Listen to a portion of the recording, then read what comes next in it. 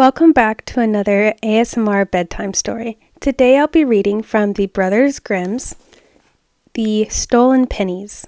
Remember to like, share, subscribe, anything helps. Thank you. One day a father was sitting at the table with his wife and children and a good friend who was visiting him, and they were having their noonday meal. As they were sitting there, the clock struck 12, and the visitor saw the door open, and a pale child dressed in snow-white clothes entered.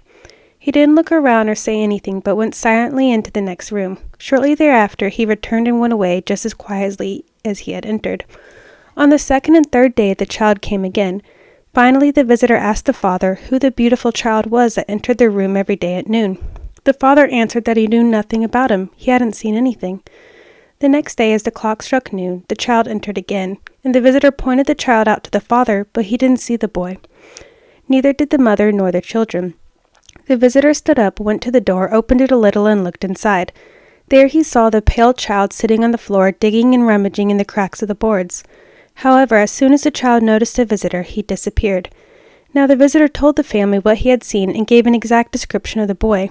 The mother was then able to recognize the child and said, "Alas, it's my own dear child who died 4 weeks ago." Then they ripped up the boards of the floor and found 2 pennies that the boy had received from his mother at one time to give to a poor man, but the child had thought, "You can buy yourself a biscuit for that." Therefore he had kept the pennies and had hidden them in the cracks of the floor. This is why he hadn't been able to rest in his grave and had come back every day at noon to look for the pennies. So the parents gave the money to a poor man, and after that the little child was never seen again.